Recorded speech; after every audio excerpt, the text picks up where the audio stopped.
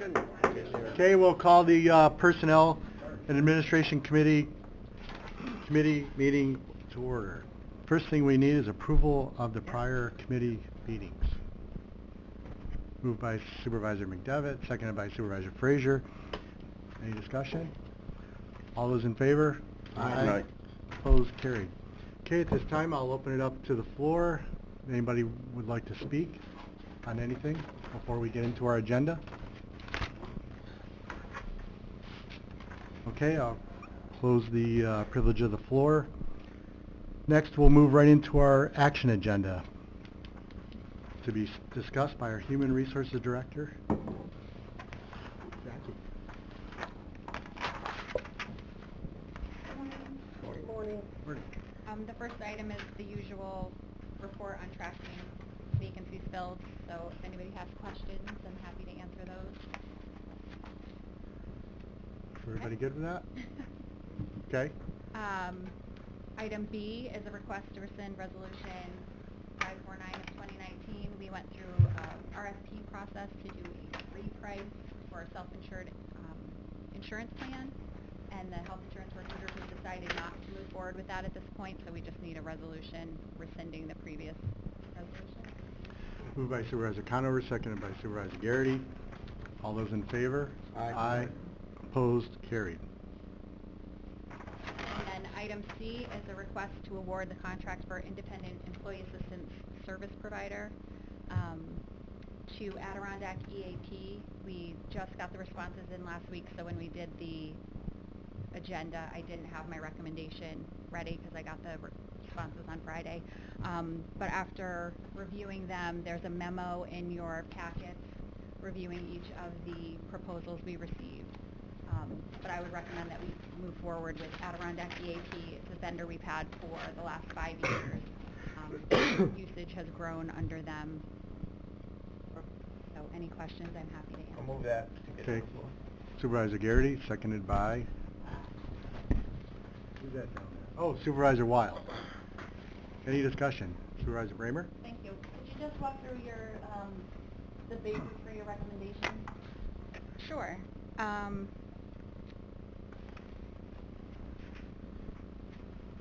We received 5 responses. 2 were not responsive to all the pieces of the RFP, so I counted those out. Those are the first and the last on my memo. 1 didn't provide 5-year pricing. The other didn't speak to the on-site crisis response that we asked for information on. And then of the remaining 3, we have a weighted system of how we're awarding it, with a response time for on-site crisis management being worth 40 points, special attention to the areas of law enforcement and social services being worth 30 points, cost worth 15, and their approach to providing services 15. So it's a little Goldilocks. 1 is a really big national provider with 40,000 providers across the country, but no specific location in our area. The other one's very, very small, also not in our area. And then Adirondack is kind of right in the middle. They have an office in Glens Falls, but they also have affiliate offices outside of the immediate geographic area. Their focus is face-to-face, and they had the fastest response to on-site crisis management because they're local. Okay, any other questions, discussion? Not, we'll call the question. All those in favor? Aye. Opposed? Carried. That's it, thank you. Thank you. Okay, next we'll move into civil service. Trish? Good morning. Good morning.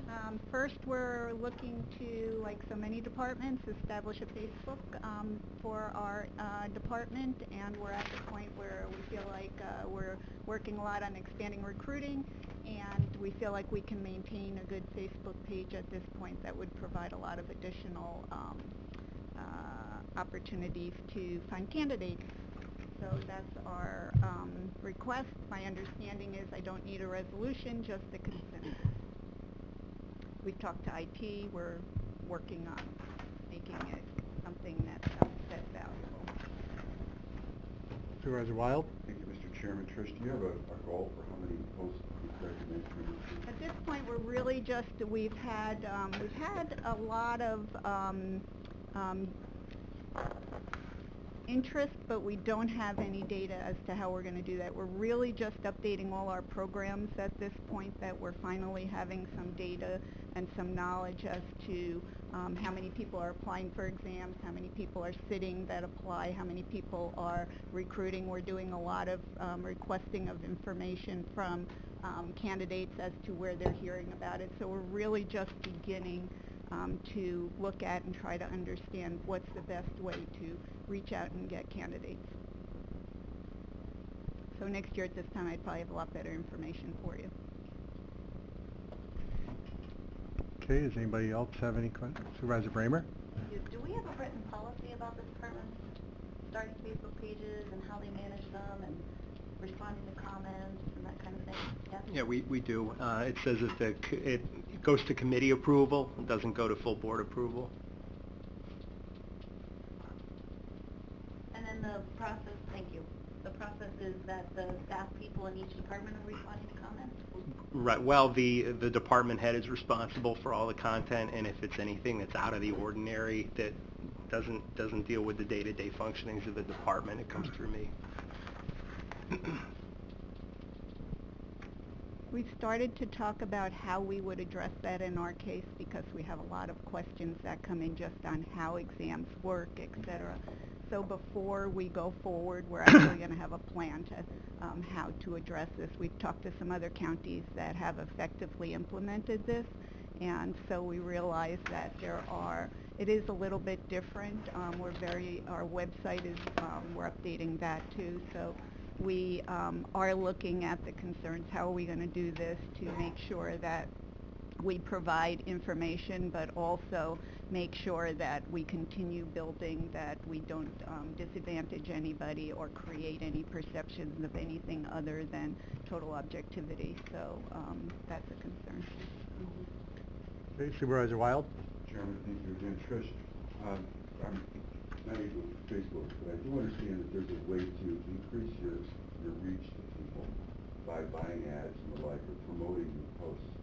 Do you have any plans to do anything like that to make the public more aware of the fact that there's a Facebook page for civil service? So we haven't gotten that far in the process. We are really just beginning to look at how we're going to structure this. I have somebody on my staff who is very, very knowledgeable in this world. And so we're going to sit down with IT. We have a meeting with IT tomorrow. As I said, we've started to talk to other counties as to how to make it work. I brought it as conceptually whether it's something we can consider, and we can certainly, before we go forward, talk to anybody if you want us to before we go forward. But we're going to be really careful how we do this. We have started. We find it pretty effective with our recruiting at this point. We're reaching out to a lot of other, we used to just really do website, and now we are doing, we automatically, if there's recruiting opportunities, we go to Adirondack Regional Chamber of Commerce. We have SUNY Adirondack. We have SUNY Plattsburgh. We have, we've actually found a pretty effective process we can use and filter on behalf of our departments and agencies. We're also helping some of the towns with Indeed. We found a way to try to cut and sort and assist the departments doing that. We've reached out to a couple of our departments have used AdirondackHelpWanted.com. So we have a lot of different areas we're looking at, and we think that for our exams that we would open up an entire area of interest by setting up the Facebook. Exactly how we do it to protect the processes. There are different ways other counties do it, and we're going to look at that before we make a decision as to how we go forward. Supervisor Driscoll? Thank you, Mr. Chairman. Good morning, Trish. This also includes other entities such as school districts, libraries, other organizations that fall under umbrella. So we always, there's different answers to that. So we, for the county, do a lot of the recruiting. We do notices for exams for all our civil service positions, for the county is always on our websites. Our towns and our schools sometimes opt to have us do, if there's a provisional appointment, we may recruit and assist them with postings. For all exam postings, this would be, so Facebook would be like our website, another access for information as to what is on our website and what exams are currently posted. For any kind of a competitive position, we want to attract the best field, so we have a good list so that for as many titles as we can, when there are vacancies, we have candidates who can fill it without having provisional appointments. So what we've heard, some agencies have had very effective, some other counties have had effective results with Facebook, some not so much, and I think part of it is how we utilize it. I think we have staff now that we can see if there's a good benefit to be had, and if we find that maintaining it effectively isn't working for us and we're not getting the ultimate applications relating to that the work that we do that, then we'll look at that just like we are at all our recruiting processes that we're going through. We've asked all our agencies to ask everyone where they're hearing about this. We've heard everything. Some agencies do radio announcements. There's all different ideas out there. So that's where we are. So as soon as we have more information, if you want, I'll let you know. Okay. So we have consensus from the committee? Yep. Okay. Makes sense. Thank you. Supervisor Bramer. I am wondering if we are going to talk about someone who will work on managing these for all of our departments. Because we have more and more presence online. And I'm happy, I think that we should. I just also think that we should have consistency across the board. What our Facebook pages look like and how they're getting managed and who's responding to comments. I mean, Brian has a lot going on. I'm not sure that he needs to be responding to comments especially. Thank you. And his social media savviness is maybe not as great as our IT. Like, yeah, and Kevin doesn't want to do that stuff. So I'm just asking that as a personnel committee, we start thinking about putting on a position or adding to someone's role that this is something that they're going to do countywide across our departments. And we also have Instagram presence. We have Twitter for certain departments, not others. And we should make it more consistent so that we look professional, because we are. Okay. Thank you. All right, the next item, letter E, request to reappoint Patricia C. Nenninger as Personnel Officer for a 6-year term commencing on April 28th, 2020 and terminating on April 27th, 2026. Moved by Supervisor Conover, seconded by Supervisor Melino. All in favor? Aye. Opposed? Carried. You're with us another 6 years. Thank you. Okay, next we'll move to referrals from Economic Growth and Development and Higher Education Committee, Employment and Training. Letter A, request to amend the table of organization and salary schedule to create and fill the new position of Office Specialist part-time grade 7, base annual salary of $33,600, and delete the position of Employment and Training Counselor number 1, part-time, effective March 23rd, 2020. Someone like to move that? Supervisor Garrity, seconded by Supervisor Frazier. I'd like to move A and B. Okay. You agree with that, Supervisor Frazier? Yes. Okay. If we're ready for the question, I'll call it. All those in favor? Aye. Opposed? Carried. Okay, number 3, referrals from the Health Services Committee, Office of the Aging.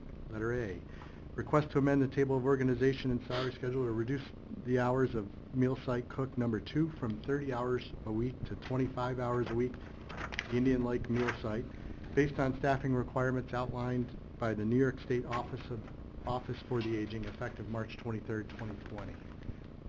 Moved by Supervisor Frazier, seconded by Supervisor McDevitt. All those in favor? Aye. Opposed? Carried. Okay, we'll go to Public Health. Letter B, request to amend Resolution number 307 of 2013 and Resolution number 454 of 2015 to exempt Warren County retired, retiring, and/or resigning nurses from being hired at the 5th year salary rate and authorize the Director of Public Health and Patient Services to pay those desiring to return to the Health Services Department in a per diem capacity up to the grade and step at retirement resignation effective retroactive to January 1st, 2020. Moved by Supervisor McGowan, seconded by Supervisor Frazier. Any discussion? Supervisor Bramer, and then... What is happening here? I do not understand. This resolution, which is from 2013, states that when a nurse comes into work per diem, that their hourly rate is capped out.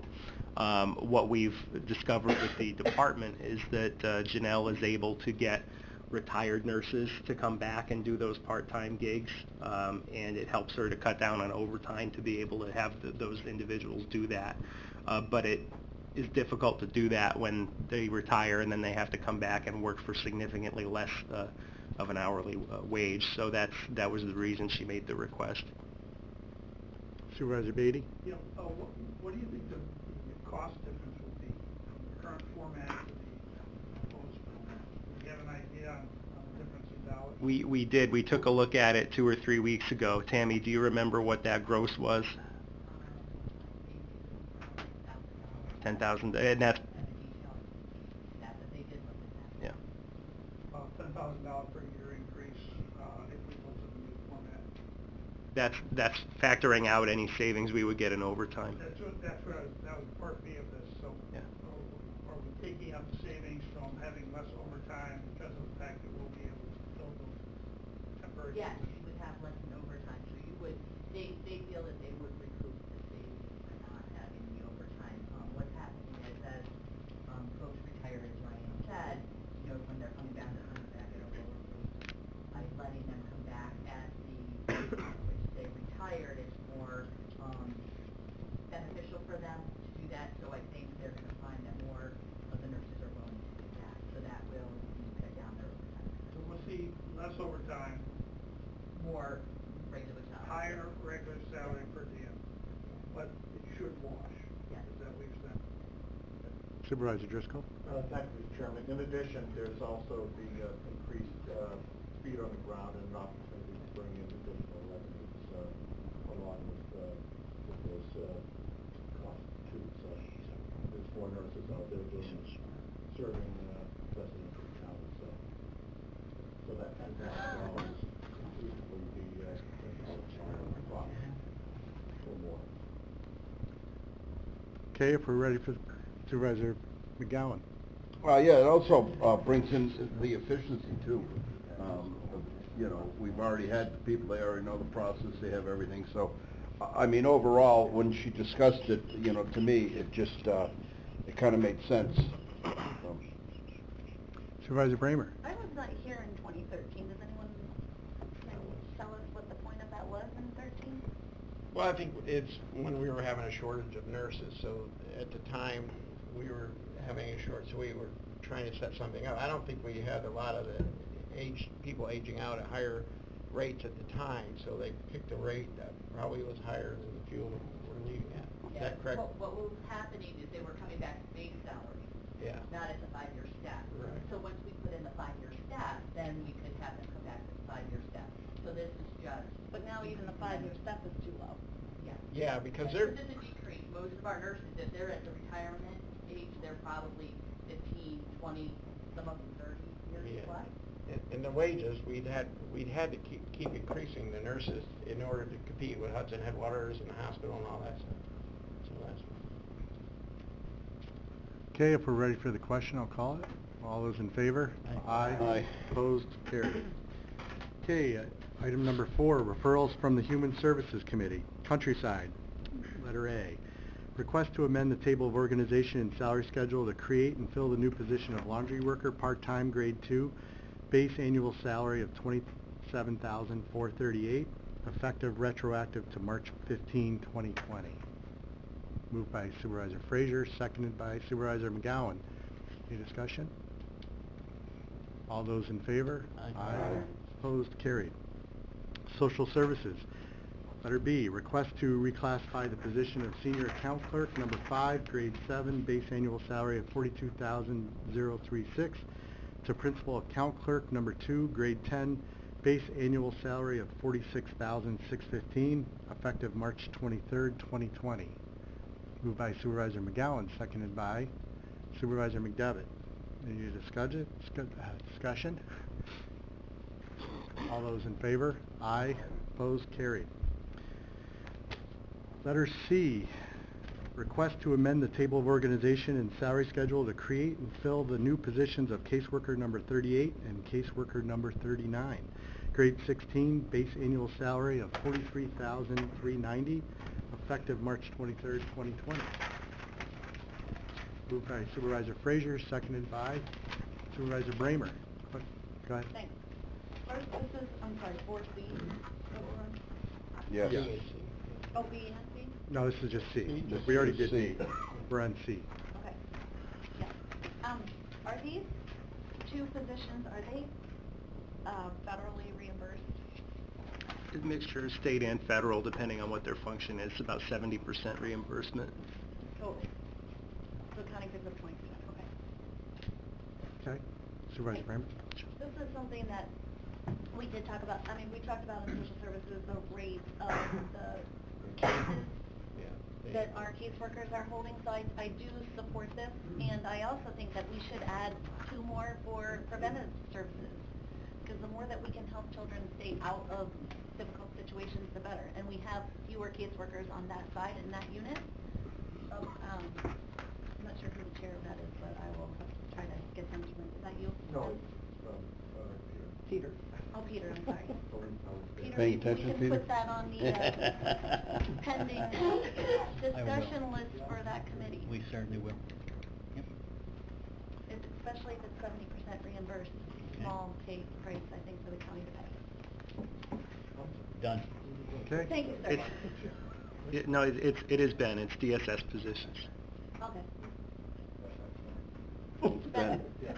You're So out. leave Peter out of it. You might sit on it. Okay, if we're ready, I'll call the question. All those in favor? Aye. Opposed? Carried. Item number 5, referral from the Public Safety Committee to Sheriff. Request to add the civil service title of Special Patrol Officer to the Sheriff's Office to allow the Sheriff's Office to hire retired patrol officers for school resource officer positions. Without, moved by Supervisor Garrity, seconded by Supervisor Merlino. Any discussion? All those in favor? Aye. Opposed? Carried. Referral from the Public Works Committee, DPW.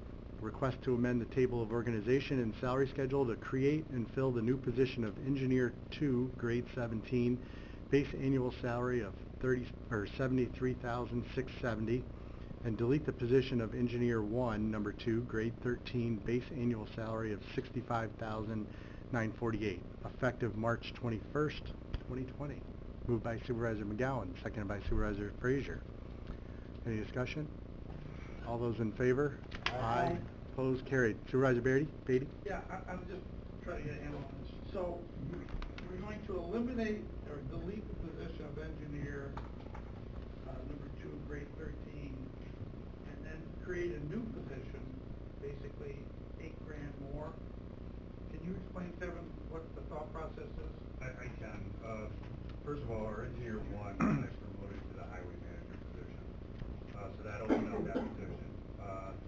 The engineer 2 is, from our standpoint, a more experienced position, a more experienced person in my department. Ed Downing is my senior civil engineer. He's kind of the senior civil and there's an assistant underneath him. He needs that in-between type of person. I knew when I took over the department, I have to kind of figure out where I wanted people to be. The engineer 1 position, now that it's vacant, I just need somebody more experienced for that position in that department. Okay, any other discussion?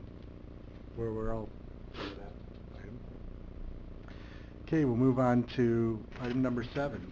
Request items to be discussed by the county administrator. Thank you. The first item is the acceptance of Department, New York State Department of Indigent Legal Services Distribution number 10. This is one of the 3-year distributions. The amount is $160,218 over 3 years. This is a continuation of distribution number 7. There are salaries, it's mostly salaries that are programmed into that particular distribution. And when you get to the end of the 3-year cycle and expend the money, there's a new 3-year cycle to back it up, and so that's what we're approving acceptance of. Someone like to move that? Supervisor Wild, seconded by Supervisor McGowan. Any discussion? All those in favor? Aye. Opposed? Carried. Item B is a request that has come from the Planning Department, and we discussed it. Supervisor Wild was there for the department head evaluation. This came up during the evaluation in the context of getting the capital improvement program running. That is the effort that we began in the beginning of last year to survey the towns and various other entities for all of our capital infrastructure needs. And the idea will be that we'll come up with 2 documents at the end of this process that we will always keep updated, one of which is a capital improvement program. We'll have a page for each project with all the facts that we would use for funding opportunities, and in addition a 5-year capital budget that translates all of those projects into prioritizations and plan for getting them done. This position would primarily work on that, would have some other duties, but that would be the primary purpose of the position. Sarah Frankenfeld has done the bulk of this work up until now. It's not really, certainly now with the census, it's not the highest on Sarah's priority list. And if you recall, the board created the position that we're proposing to delete in the 2020 budget for this purpose. And the reason why we would delete the position that was created at that time and essentially recreate it as a CSEA grade 20 position is because that's what the department had thought was more appropriate. He thought that filling that position as it was created in the budget was going to make the department too top-heavy, too many bosses, not enough individuals to get the work done. So this was his recommendation. Supervisor Bramer?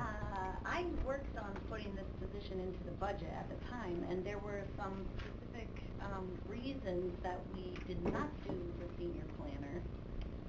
I would ask that we bring this through committee, make sure that we're not undoing something that we just did in December.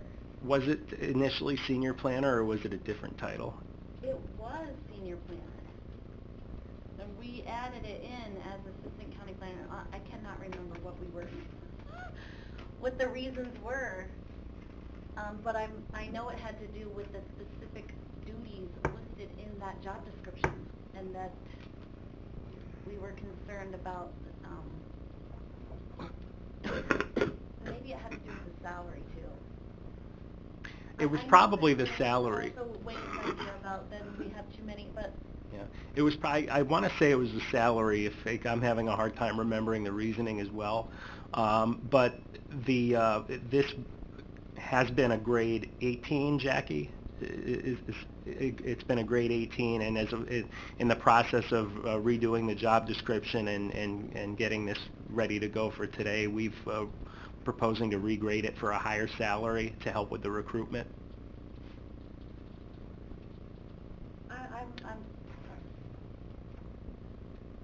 Supervisor Bramer? Thank you. I'm just not comfortable doing it today. I haven't had a chance to look at the job description. I didn't know it had gotten revised, so maybe it takes care of whatever it was that we were trying to finagle around last time, which was just a couple months ago. Supervisor Wild? Mr. Chairman, thank you. I don't believe anyone's trying to finagle around anything. I think it's more along the lines of how do we get the infrastructure plan done? And as was stated, we need more worker bees than we need top-level people. So it's been one of the goals of this board to get that infrastructure plan complete. I'm supporting it from an economic development standpoint because it's important to us. And if this is what we need to do, I'm in total support of it. Would you like to bring it to the floor? Oh, yes, of course I would like to make the motion. Okay, do we have a second? Supervisor Garrity, any further discussion? Well, I Supervisor do Bramer. know that we do run into problems paying enough money to accept people. You know, private sector, they pay a lot more than what we pay, and we've got to get this work done. It's important for all of us. Supervisor Bramer. I'm not against doing the work. I just wanted to make sure that we are putting in the position with the job description that we wanted to get done the work that we want to get done.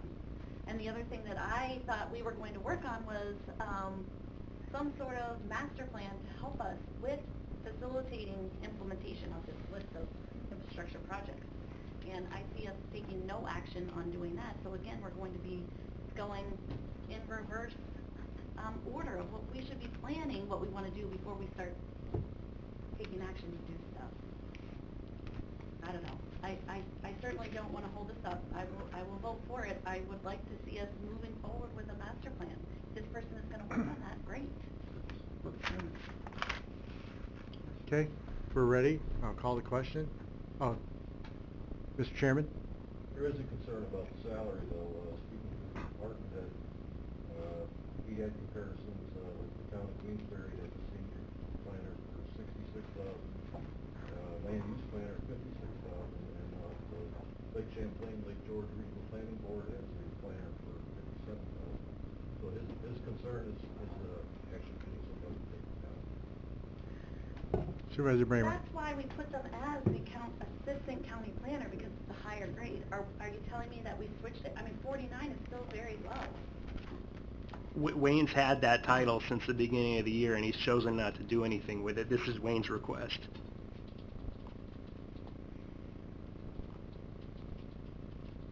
Well, Okay. Chairman, again, my position is, let's go forward with this. If Wayne can't get anyone at this salary grade, We'll find out. we'll find out, we'll adjust it if necessary. Okay, I'll call the question. All those in favor? Aye. Aye. Opposed? Carried. Letter C. I don't know if Supervisor Bramer knew that this was on the agenda, but it was essentially what she was talking about earlier, is to have a position to coordinate the social media efforts, not only the social media efforts, but just to have more of a centralized communication effort from the county. I handle incidents as they come up, but in terms of doing a more proactive approach so that constituents understand what it is that our departments do and the services that the county offers, and making better use of those services. That's what we're thinking of for this title. The title of Director of Public Affairs is something I came up with. We can do a different title if you want to do a different title. The job description is in the packet. I drafted this with the help of Personnel Officer Trish, who's still here. And the vision here would be for this position to would be part of my department, would also work for all 20 of you, and would work with every department head to supplement what they're already doing and what they believe that they could do better. This request is coming to you. It's something that I've been asked to look at by multiple supervisors as well as multiple departments. Some of the ideas that I've heard as to how departments could use this position. Self-insurance would use it to highlight the safety programs that they offer, increase participation in those. The tourism department, as well as the sheriff, emergency services, and health services would use this position to enhance what they're already doing. Good example is the coronavirus stuff that we've all been dealing with for the past couple of weeks. The health services department is doing what they can, but to have an additional person in a position to coordinate over Instagram and Facebook, and I'm out of my area of comfort here. I know there's at least one other platform that we put in there. My wife is going to kill me. She's going to say you're old. Yeah, no Snapchat. But it would be helpful in terms of educating the citizenry of what precautions they ought to be taking, but at the same time not to panic about this. Corona is an opportunity, a coronavirus rather, is an example of how we could enhance our public communications. In terms of economic development, in marketing Warren County as a place to do business, this kind of position would certainly be valuable. DSS is a department that could really use it in communicating with clients, trying to get clients back on their feet. And that's where employment and training ties in. Employment and training has all kinds of training opportunities, job fairs, apprenticeship programs that we could do a better job advertising to get those people that might be on the safety net, hopefully back into the workforce and off the safety net. Bob Usey from probation has said that there have been plenty of times where he's wanted to highlight positive initiatives that the department is doing, and they just don't have enough time in the day to do it. Recruiting is something that Trish mentioned earlier. We could utilize these platforms better for recruiting purposes. But this position is, as you can see from the job description, it's intended to be, social media is a major component of it, but it's also intended to be more. This position would work with traditional media as well. If we do choose to hire somebody, I think the first order of business for that person, in addition to getting our platforms up to snuff the way they need to be, and also constantly being utilized, being updated, being an active presence on social media, in addition to doing those nuts and bolts things, I would want this person to get around and spend the better part of a day with every department head, get familiar with the initiatives that department is doing, with where that department could use better interaction with the public, and develop a proactive, long-term approach to doing that. Supervisor Garrity. Yeah, I support this position. I mean, I could see what's happening to us on a state level right now. We had somebody sending out blurbs about how certain things are affecting the county. We don't, we talk about it here, it does make the Post Star every now and then, but if you had somebody out there constantly explaining these things to the public, you'd get more public support, where we could go to our state legislators and get them to listen a little bit better. I mean, we write letters, we email them, but I don't think a lot of the public understand what potentially could happen to us with the budget implications that are going on in Albany right now. And having somebody here to continually work for us on that would be terrific. Supervisor Weil. Mr. Chairman, thank you. I'm also in support of this. I have two concerns. Within the first 2 weeks of this position being filled, this person would probably have 2 years worth of work to do. So how do we set those priorities? And one of the thoughts I had along that lines is to strike this line, this statement on the next to the last line. This position exists in the county minister's office while also serving the board of supervisors. We'll overwhelm them. Someone has to be the filter. Someone has to be a filter. So that would be my only suggestion, is to strike that line, and it goes through Ryan in terms of what we're doing, as if he doesn't need more to do. Well, we can strike that if you want. It wouldn't be my intention to shield this person from the board. I mean, No, that's not my intent. My intent is there's going to be multiple requests coming from all the department heads and individual supervisors looking for things, and we need to have some way to prioritize what gets done first, what gets done next, and to make that happen so that we are moving forward instead of overwhelmed with 50, 100 things that need to be done at once. Sure. Supervisor Beatty. Yeah, thank you. I support this position too, but I'd like it to be funded from our current departments. Each department could take a piece of their budget out to fund it. I'm not for adding a new position and adding additional costs to the county. But I would totally support it if we could fund it from our current budget. That's number one. And number two is I have a strong concern about the messaging. And Mr. Wild said something along those lines, and Mr. Morris did too. I don't want it to be used as a tool to send out propaganda, to slant and so forth. And I'm not saying we would, but the fact of the matter is, it could happen. And there's a real concern, so I wanna see before I'll vote for it, I wanna see A, that it's funded correctly, and B, that we have proper guidelines in place, so that I don't have to feel like some department head or some supervisor is trying to turn this into some type of political thing. And I think that's a fair request, so, that's where I stand.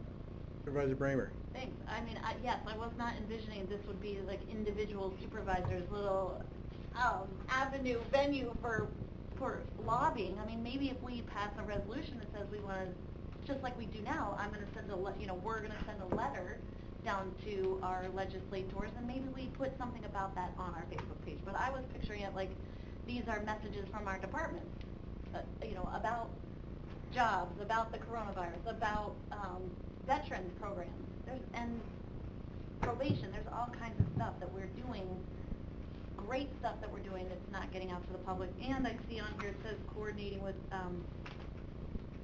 outreach to the communities and visuals about our municipalities events. I think that's important too.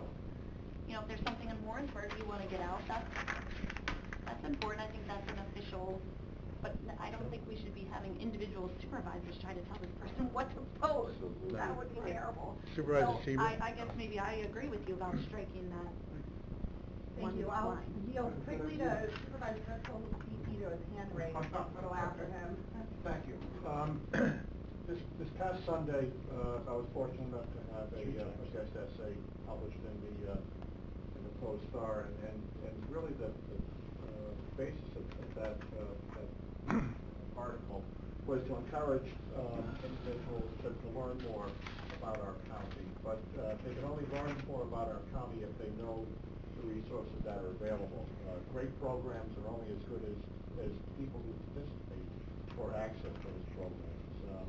So I'm all in favor of creating an opportunity, an apolitical opportunity, basically just information sharing, marketing, public relations, whatever you want to call it, but it's paramount to individuals that are learning about what is happening in government, and that they have an opportunity to have their voices heard also. We have two guests with us today. Why not have 22 people here to participate in government? Thank you. Supervisor Seaver. Thank you, Mr. Chairman. I'm really glad to see this on the agenda and being discussed, but I just want to highlight that back in 2014, Supervisor Leisure and I, brand new to the board, went to a training at NISAC and learned about social media, and it was there in 2014 that we learned that we had a Twitter account in Warren County that said something of the sort, don't tweet here because it's not monitored and we don't respond. And we both looked at the screen and thought, we have a Twitter account and we don't use it. So it's been a concern over the years that we don't have a consistent messaging that talks about all the really wonderful things that our community and our county does. And I think first and foremost as elected officials, we have a responsibility to tell our public what is going on in a very transparent, non-political way from factual information from this community. And if you look across the state of New York, and I follow a lot of other boards, they do a phenomenal job at getting out information. And we might not love the fact that everything is online now, or a lot of things are online, but I think it is something that we have to make an effort to communicate in a way where the information is well received. We also have multiple other priorities in our county and funding requests that come through all the time asking for money to design a Facebook page, or so there is a way to save money, to have consistency in the branding, but also to do a better job to tell our public what's going on. And I think that is one of our main responsibilities, but to have that checks and balances through the county administrator's office.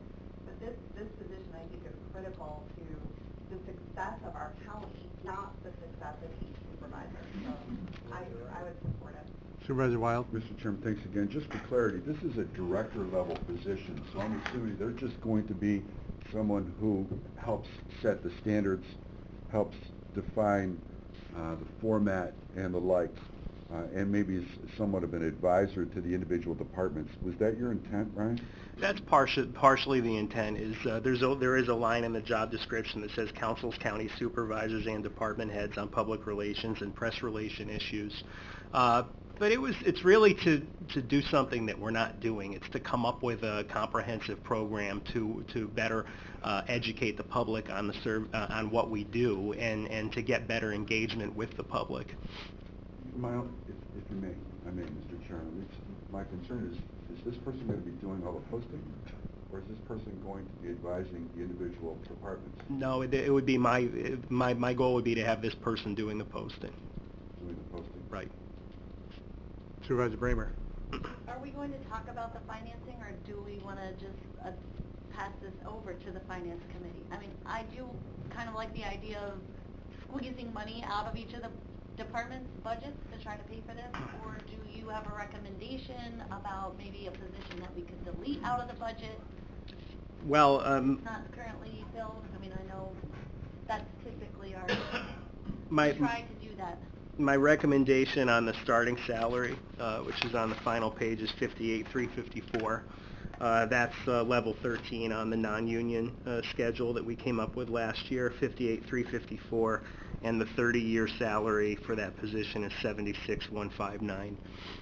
That's the range. I wouldn't expect it to be anywhere near the upper level, but depending on who we could recruit, maybe we could, go into the 60s. That's where I thought the position belonged. It's not as much as most department heads. I believe the lowest level grade for a department head is 12, so it's one notch above that. It's basically on par with the fiscal directors for the larger departments, like Julie Montero. So I would recommend that we move this to finance, approve it, send it to finance, and they would discuss how they would fund that position. I think that's the proper path. Supervisor Bramer? I'll make that motion. I also would like to know if you talked about putting the FOIL response into this person's job duties. We could. The way we handle the FOIL now, the board made me the records access officer, and everything in the first instance goes through Christy, or when Christy is not at work, it'll go through Tammy, where they're always monitoring those requests as they come in, and we log them when they come in so that we can track, make sure that the response is within the statutory time frame. And it has worked out pretty well.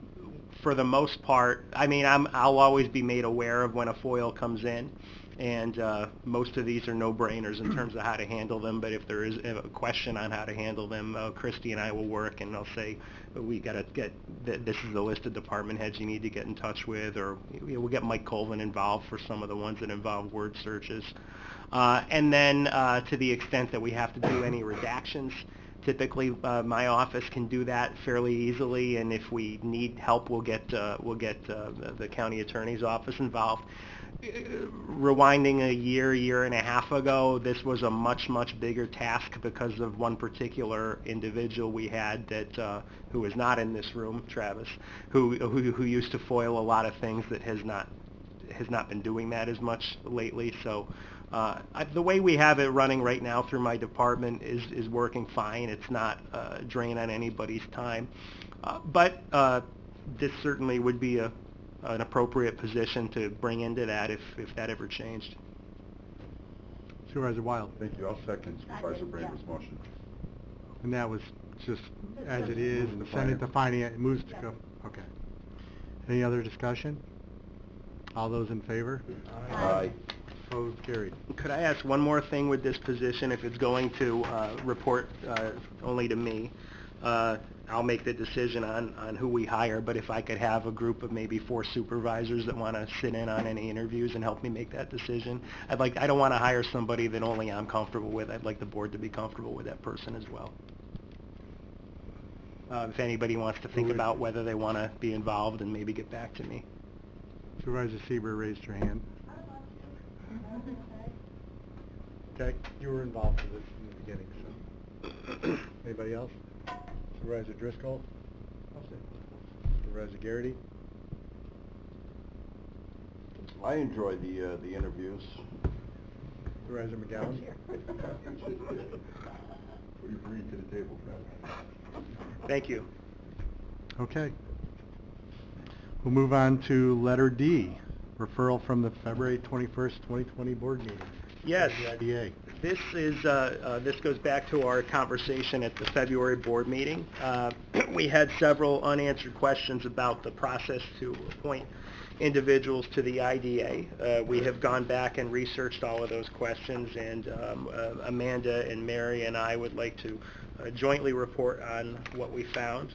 We just find the area in my notes, make sure I don't leave anything out. The first question was, what do the IDA bylaws say about members being appointed? Do the IDA bylaws outline what that process ought to be? The second was if we could obtain an opinion from IDA counsel as to whether, in their opinion, there was a certain process we ought to be following. Third is, what do state laws say about this process? Fourth, and then we get into past practices, what this board has done in the past when it comes to selecting individuals for appointment to the IDA. And I also wanted to mention, as Chairman Thomas mentioned during the board meeting, but in case that point was lost on anybody, my office, with cooperation from the county attorney and the clerk of the board, is doing a review of all boards that the Board of Supervisors appoints individuals to.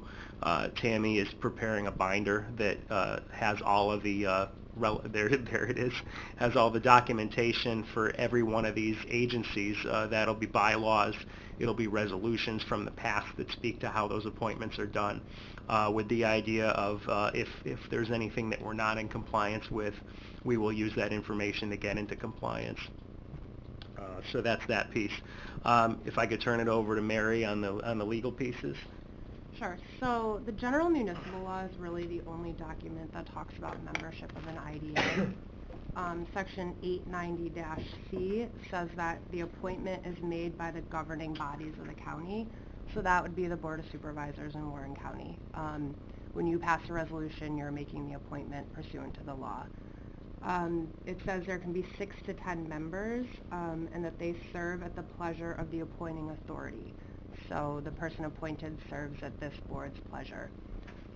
The bylaws do talk about membership. They just don't talk about a procedure for appointing a member. It's really just qualifications to be a member of it.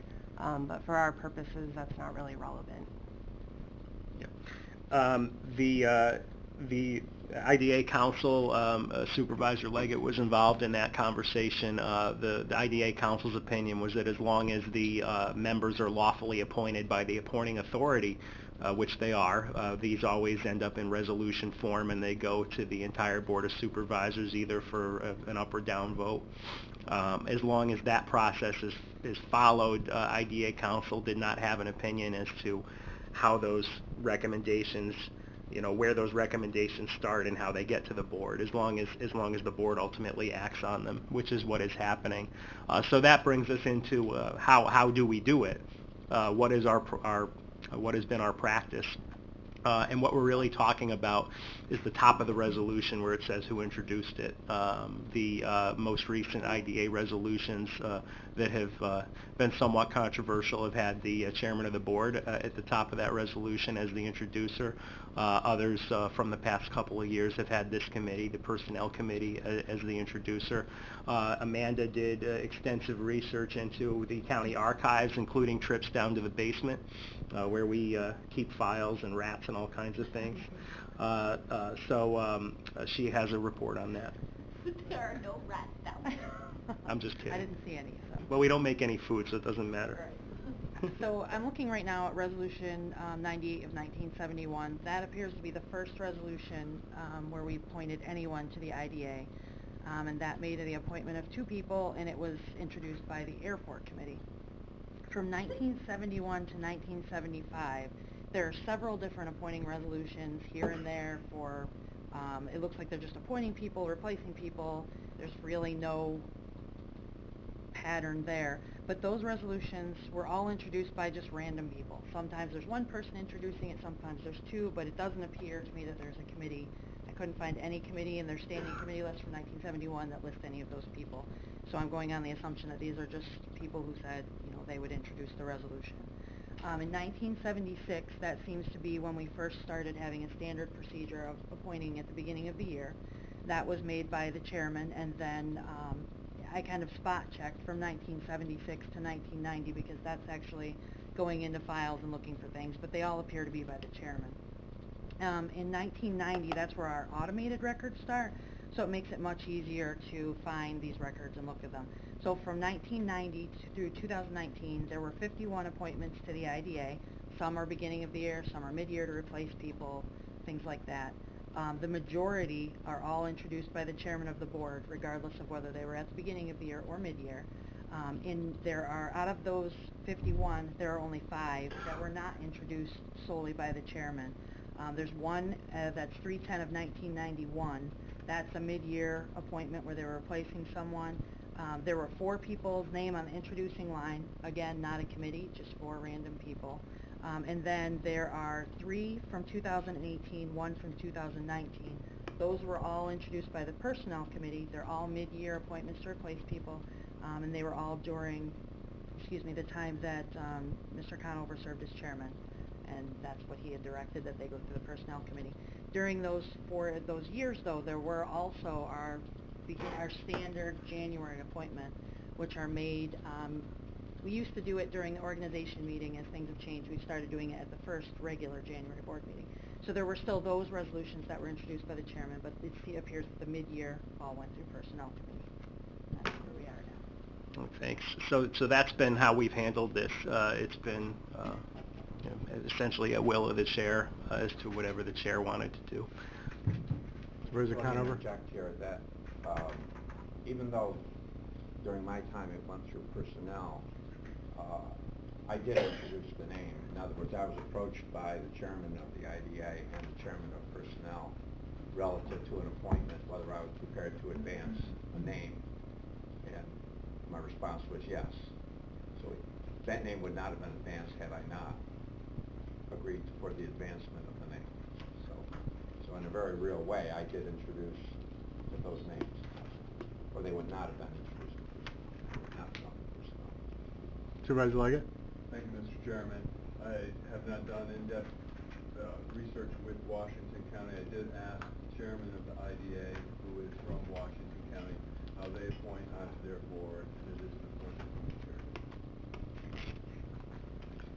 Okay. Supervisor McDevitt? Let me go to the opposite end of the discussion here.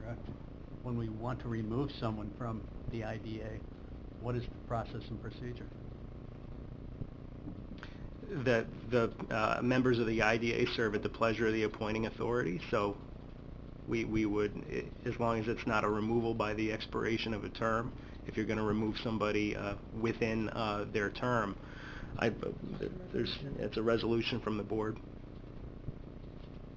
Supervisor Beatty? Yeah, I just want to make sure we're all crystal clear on this. The appointing authority is the Board of Supervisors. The chairman can recommend / appoint, but no one goes any further or gets kicked off or whatever unless the board, the full board decides by majority vote. So I think some of us think, well, if somebody recommends something, we all got to be lemons and jump off the cliff and go along with that. And that couldn't be further from the truth. It's the Board of Supervisors that determine who's on that board and who isn't.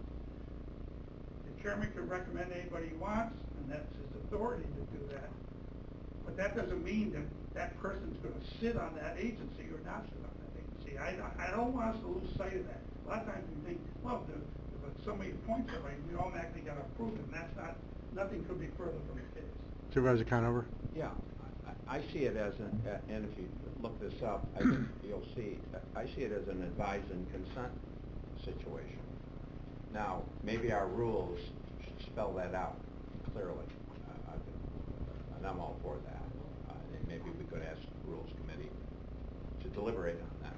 But somebody has to make the recommendation. somebody is to be charged with the responsibility of making the recommendation. And historically, it's been the chairman who's made that recommendation. The board has to approve it. They can say yea or nay. It's just like a Supreme Court justice going to the Senate, right? The president makes a recommendation, the Senate can approve or not approve. If they don't approve, then the president has to regroup, make another recommendation. So nothing prevents any board member from voting in opposition to any name that's advanced for any reason. That's their prerogative as a board member. But I guess what I would say at this stage, to be fair to everything, if it's not an advice and consent kind of process, then whatever the process is that people want to go to, then they should, I think, advance that to our laws and rules. And maybe it should be advanced anyway to memorialize exactly how we expect this to proceed. Supervisor McDevitt? You had your hand up before. Yes, I guess to get to the real heart of the issue, in the case of Mr. Whitehead, has the full board taken action on Mr. Whitehead? There's been no action to take. The term expired. Supervisor Beatty? Wait, I was in line. No, he was next. Then you. I'll wait. I know. You want to wait for her? Yeah, I'm just getting to my thoughts. Supervisor Bramer, then Supervisor Strau. Then I'll come back to you. Thanks. I thought I heard the county attorney say that we could, or maybe it was Ryan, say we have, can appoint 6 to 10 members. Can you just give us a list of the current members as they stand right now? Because I pulled up the website, but it has... Well, Tammy has the binder, so she can. I don't know if it's accurate information at this point, but Can I just, before we do that? Mary?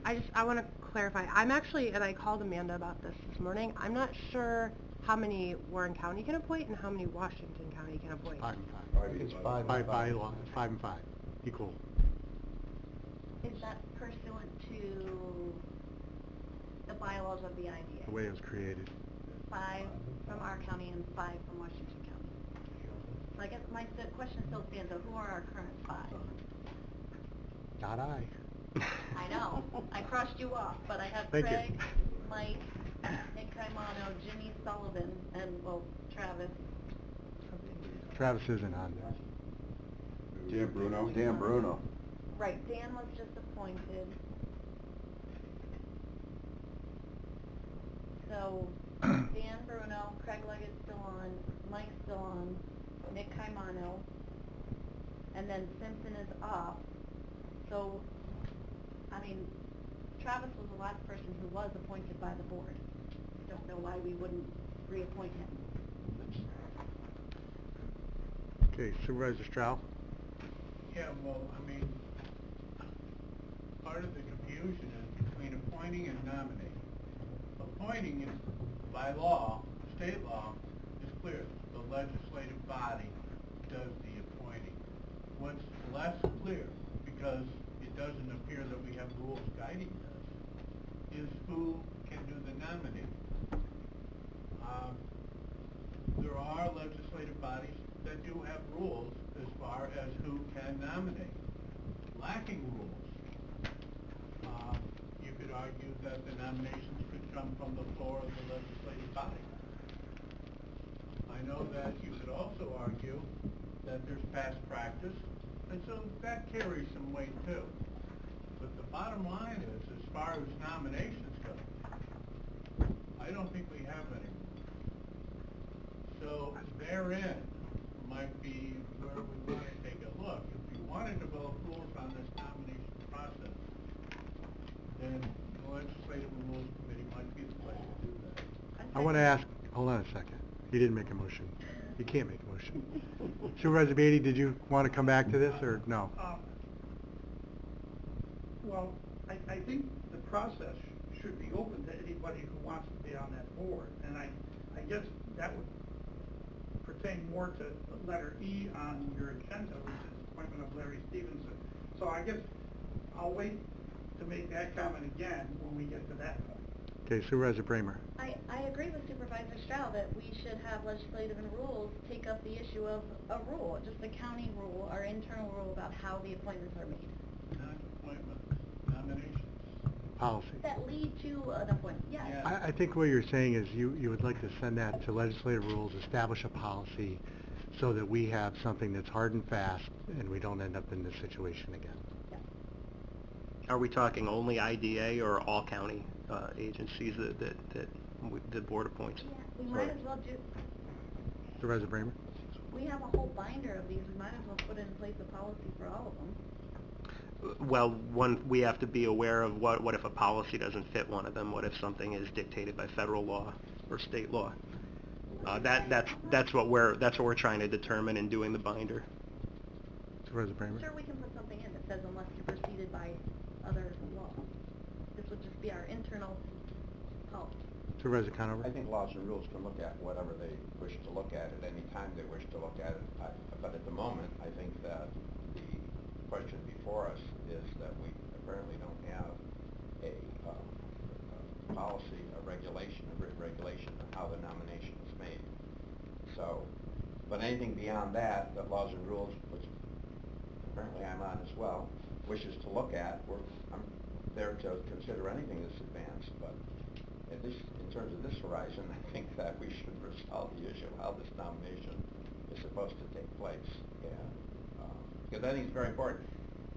It's patently unfair to anyone making the nomination if it's being suggested that they don't have or they don't have the exclusive right to make the nomination. In other words, that you advance a name, you approach someone, they agree to serve, they serve, and then they advance it to the board. And then it's up to the board. If the board doesn't like the chairman's in this example, the chairman's nomination, but I suppose it could be somebody else's nomination, it could be Claudia's nomination, right? The rule could say that Claudia makes the nomination for the time that she, whatever the rule is, then, and you don't like it because you don't like the way you went about it, because somebody was removed from a board, or you don't particularly like the nomination for whatever reason, not enough, whatever, then you vote no. So is that a second to Claudia's motion? Yes. Okay. What's the motion again? The motion is to establish a policy regarding appointments to the IDA. Nominations to the IDA. The appointment happens by the governing body. But the nominations and how that policy moves forward in light of not having a policy. But to have legislative rules. Yeah, it's going to move to legislative rules. I'll make that a real motion, yeah. Okay. And you second that? Any further? Just one quick comment. Just in general terms, citizen volunteers are hard to come by. People that'll go out and do the hard work of government and volunteer with no pay, I think are hard to come by. And we ought to treat that issue, I think, rather delicately, and so that we are not sending a message that Warren County is closed for citizen volunteers. We're open for that. We encourage that, and I think currently, I think the message is somewhat muddled, as we speak. Okay, I'll call the question. All those in favor? Aye. Opposed? Carried. One opposed. Okay, we'll move to E. Yes. So we've had a variety of practices as it comes to nominating individuals for the IDA, and E is on the agenda because the chairman of the board has nominated Larry Stevenson for consideration for appointment to the IDA, and that is item E. Supervisor Bramer. I would ask that we table this until we have a policy in place. That's the Okay, motion. we have a motion to table, seconded by Mr. Supervisor McDevitt. All those in favor? Aye. Opposed? Opposed. There's three. Opposed. Says one. All right, hold up the opposed. 1, 2, 3, 4. And the ayes? 2, 3, 4. So it doesn't, huh? Doesn't the chair vote? Fails. Do I vote? Favor of, yeah. I'm voting in favor of table. Okay. wanted to make sure that I'm able to vote.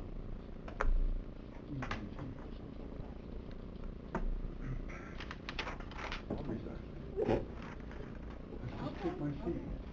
I'll resign. Well, this is, so are we We're not considering? We're gonna establish a policy. Wait, I thought we didn't table it. We didn't take- That broke the tie. Yes, I voted in favor of the table. You voted to For table? 5 tables.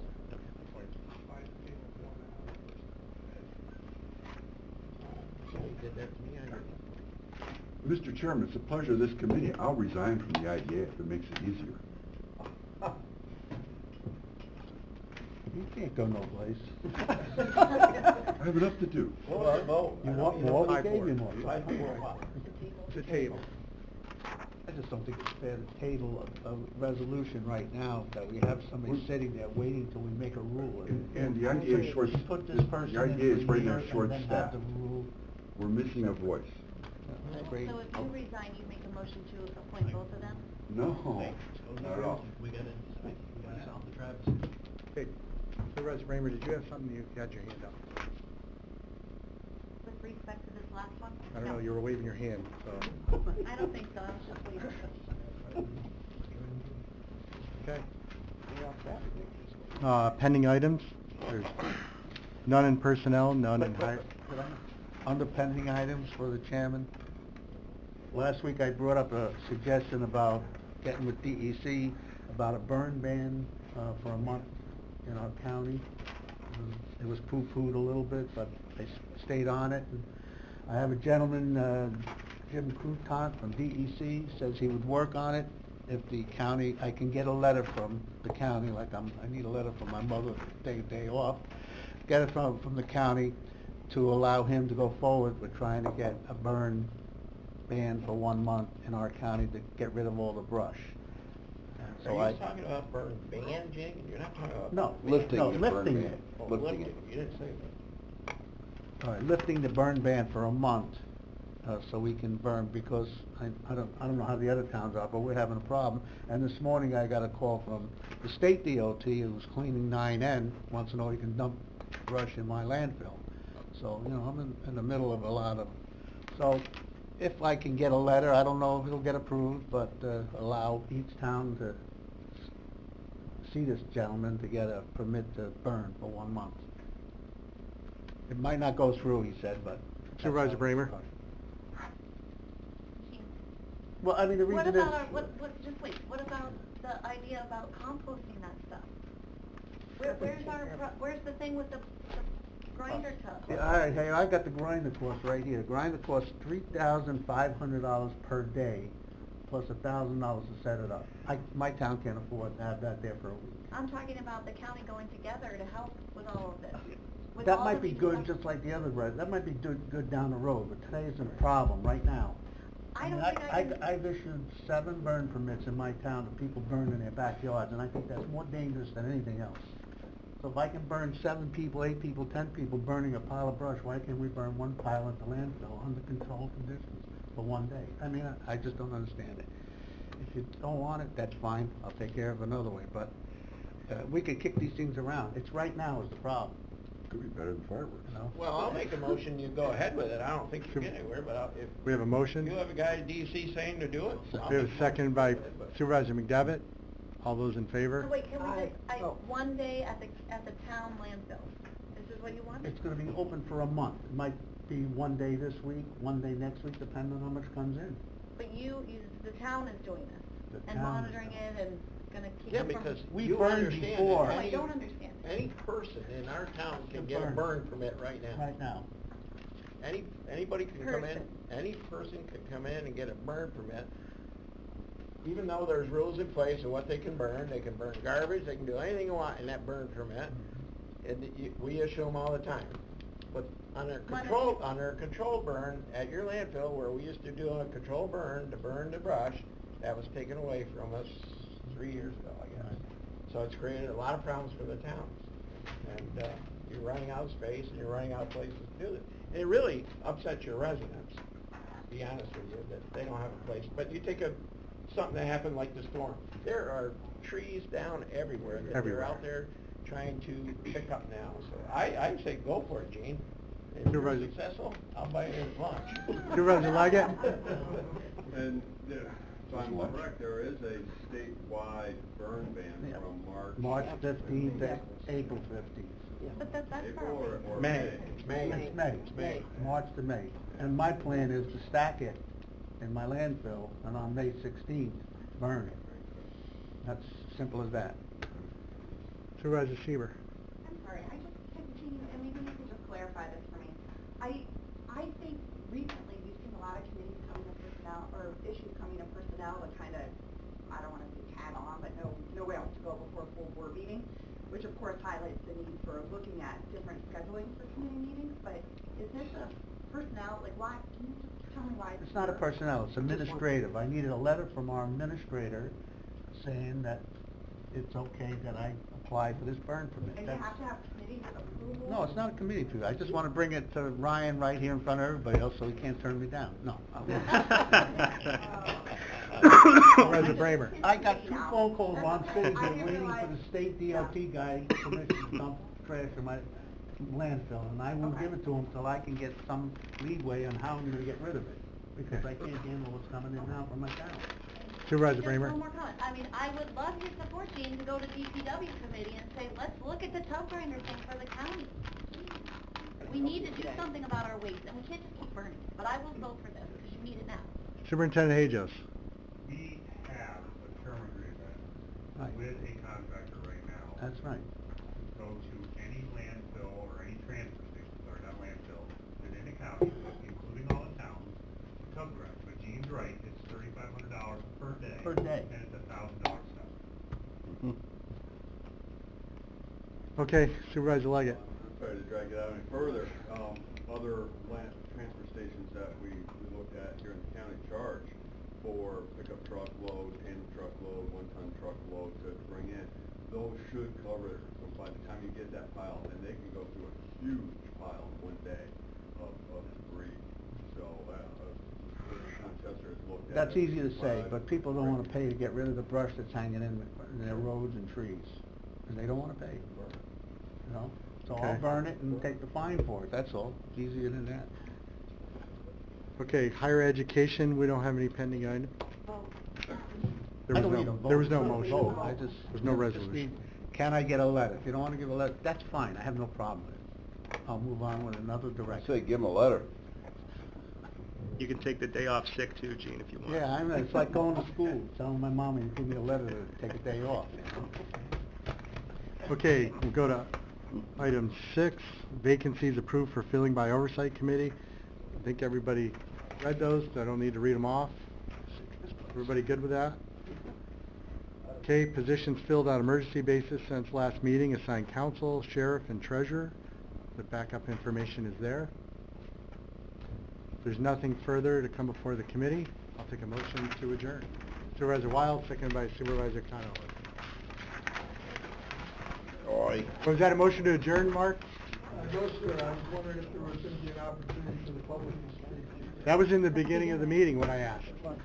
Oh, you did? I did. And I had, excuse me, that was the very first thing that I did. I was hoping to respond to the discussion on, because I was actually going to say something very nice and positive. I'll let you, before we call the question, I'll let you speak. I appreciate that, because I actually going to say something.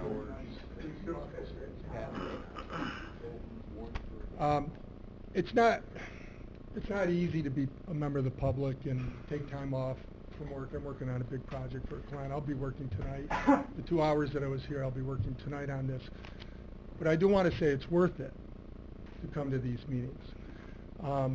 And I want to commend all of you in this room. I think there's a reason to commend every single person in this room. Mr. Chairman, the last meeting I thought was very well run. 2.5 hours, and then the public gets to speak.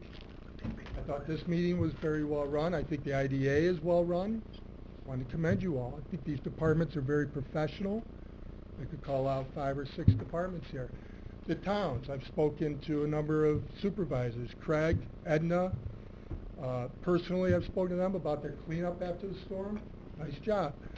Supervisor Stroud, nice job in helping your citizens pick up their lawn waste after the big storm. Your DPW team came out to my house, picked up these big limbs. Really appreciate it. I came here to talk about the situation of Travis, not retroactively, but proactively. What can we do going forward? You've already taken care of it. I thought Mr. Stroud's suggestion and the resolution that Ms. Bramer brought to the floor is a great solution. Take it to legislation and put together a process. That's all I came here to talk to you about today, was ask you to put together a process on how these are handled in the future, to reach a level of professionalism that most of you already have achieved. Let's take that same level of professionalism to your appointments and to the people you take off of boards. And that's all I came to ask you to do, and it sounds like you're going to do it. So I want to thank you very much. Thank you. Travis?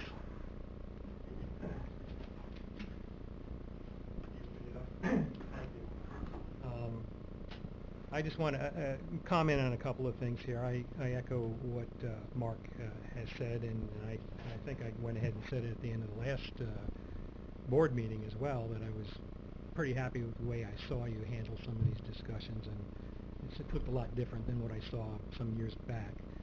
But I did want to make comment on something, and I did want to bring something to your attention, particularly after Mr. Conover went ahead and explained how he has handled it in the past practices.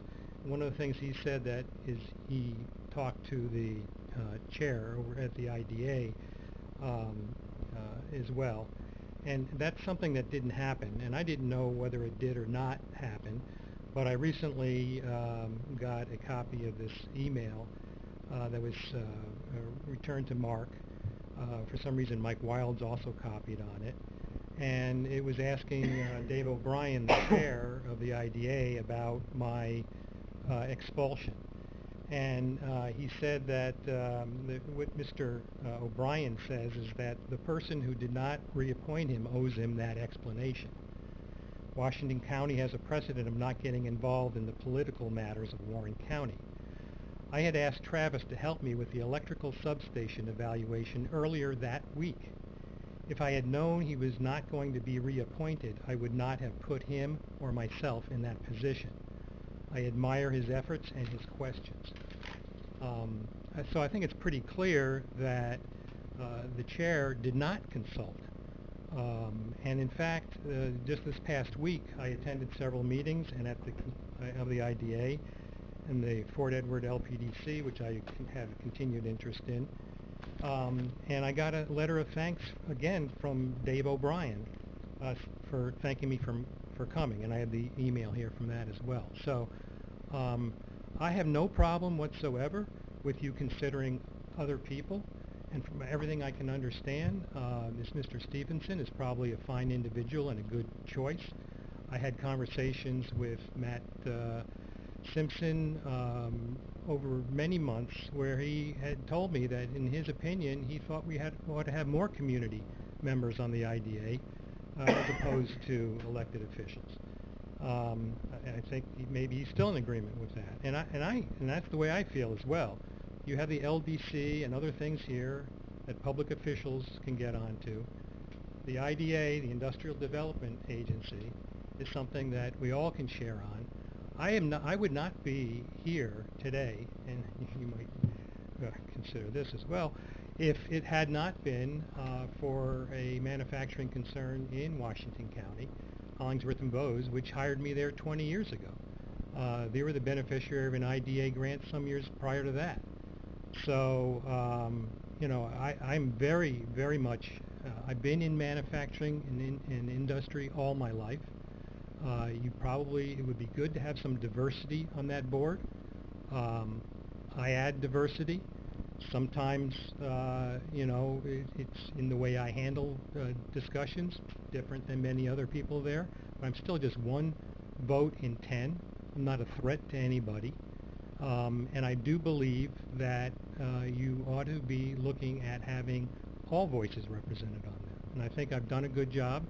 I don't think that I I don't think you'd be having the discussion tonight about how we do things, other than the fact that whole resolution was put in literally at the dark of the night, and I had no idea it was coming.